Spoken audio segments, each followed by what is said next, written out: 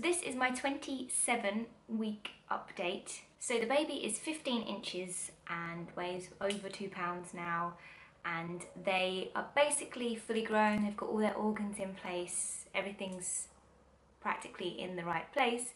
It's just a case of their brain progressing and sending electrical signals now, so they can control their lungs and their temperature and everything else. So symptom wise, this week has been incredibly hard for me. My leg cramps are just getting so painful. I've tried pretty much everything. I've tried all the herbal remedies that I can think of.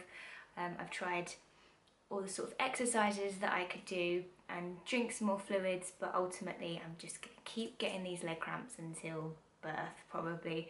They're very, very painful, but I've just sort of learnt to relax my whole entire downstairs bit, and they don't last as long, but it's tricky. The second symptom that I've been struggling with is backache, upper and lower backache.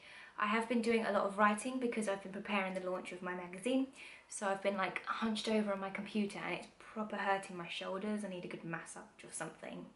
And lower back pain is just because I'm standing funny, but when you're standing for like 8 hours a day and you have to serve people, your back really does hurt, and there's not really much I can do other than keep doing yoga and stuff, but that is painful. I've been getting this incredibly tight sensation in the top half of my stomach every time I eat.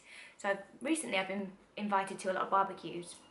So like you're sitting down and you're eating and you're chatting and you're drinking, obviously soft drinks for me, but it all sort of just accumulates at the top of my stomach and it becomes really uncomfortable and very painful. So I sort of turn into a bit of a Hulk once I've eaten at people's barbecues. It's a bit horrible, but it just gets so painful and I just can't really get comfortable, so I'm sort of like moving around and I'm like, I need to go for a walk or something just so I can get some tension out of my stomach. That's a really big thing for me. I have had a serious case of baby brain this week. I just forget my words, I forget words in general, I forget how to speak, and yeah, this vlog is probably going to be all over the place because my brain is not computing with my voice. This week especially, which is, I know it's a bit disgusting, but I've been needing to go to the toilet a whole of a lot more. My bladder control is really good. I can normally just go the whole day without peeing, which probably isn't a very good idea. But recently it's been like 10 times a day that I've been needing to frequent the bathroom, which is irritating when you have to go upstairs. Sounds lazy, but it's the truth. Yeah, so that was kind of inevitable, but normally I can sort of control my bladder, and I have been controlling my bladder throughout the whole of my pregnancy, but this week I've just been needing to rush to that loo because obviously my bladder's getting a little bit weaker. Yay for incontinence, which I will do a video on because I feel like people don't talk about this, but when you have a baby and when you're leading up to having a baby, you do get incontinent, and I feel like I need to express that via the vlogs. So that will happen. Stretch marks. Okay, so this is a big thing for people, stretch marks. Everyone worries about having stretch marks, but it really does depend on the skin type you have. If you have an oily skin type, you're not likely to get stretch marks. It doesn't matter how much oil, how much butter, cream, stuff that you put on your stomach, you are always going to get stretch marks if your skin is stretch mark prone. I do have stretch marks. I have very red, deep stretch marks all on my upper thighs. They sort of go all the way around so that you can see them from behind as well. I've also this week have got stretch marks on my actual bum cheeks, which I know sounds really disgusting, but that happened. And I'm probably not going to be wearing shorts this weather because I'm a bit ashamed of them, which is kind of stupid because, you know, it's inevitable.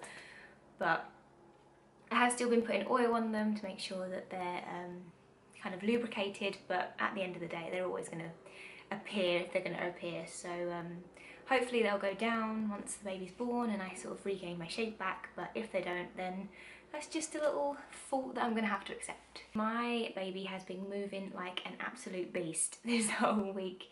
They haven't had any of those alien movements where you see like an elbow or like a hand print yet, but they have been kicking loads, and they get at this point where they're sitting like up here in my rib cage, so I can get a lot of pressure in my rib cage, but I haven't had any of those cool weird movements yet that look like a waterbed, but I'm waiting for those.